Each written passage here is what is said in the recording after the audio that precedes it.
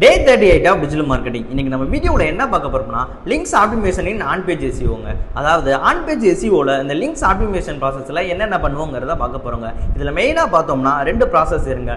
Internal linking and external linking.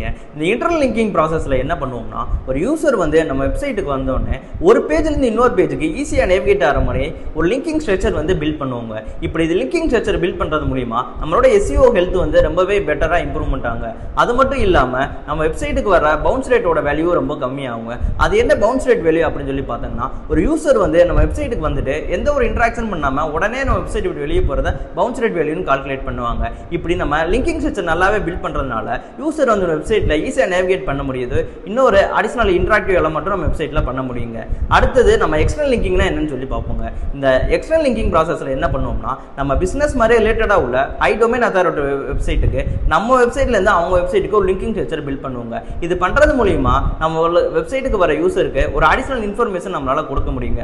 அது மட்டும் இல்லாம நம்ம வெப்சைட்டோட டொமைன் அண்ட் பேஜ் அத்தாரிட்டியும் இது மூலமா ஹை ஆகுங்க. இதுதான் நம்ம எக்ஸ்டர்னல் லிங்கிங் ப்ராசஸ்ல பண்ணுவோம். இதுல ஒரு பெஸ்ட் பிராக்டிஸ் என்னன்னு சொல்லி பார்த்தோம்னா நம்ம வெப்சைட்டுக்கு வர யூசர் ஒரு எக்ஸ்டர்னல் லிங்கிங்கை கிளிக் பண்றப்போ அது தனியா நியூ டேப்ல ஓப்பன் ஆகிற மாதிரி பார்த்துக்கணுங்க.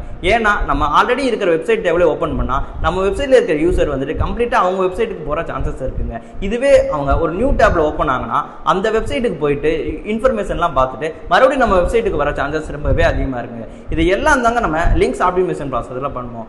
இந்த மாதிரியான யூஸ்ஃபுல்லான டிஜிட்டல் மார்க்கெட்டிங் ரிலேட்டட் வீடியோஸ் நீங்க ரெகுலரா பார்க்கணும்னா வின்மேட் ஸ்கூல் ஆட்டக்க ஃபாலோ பண்ணுங்க.